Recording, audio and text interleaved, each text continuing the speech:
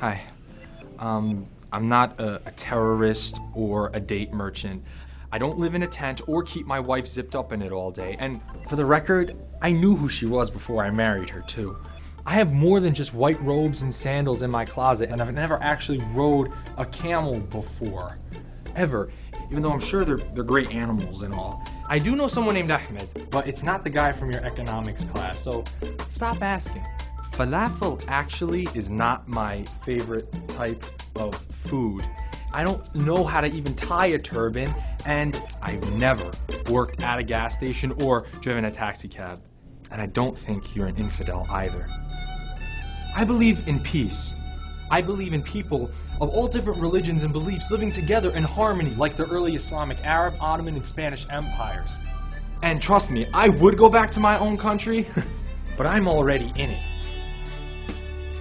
Muslims were the people who created some of the world's most beautiful architecture. We invented algebra, calligraphy, astronomy, geometry, and the modern numerical system. Not the Greeks, but Muslims. And you know what? It's pronounced Islam. Not Islam, but Islam.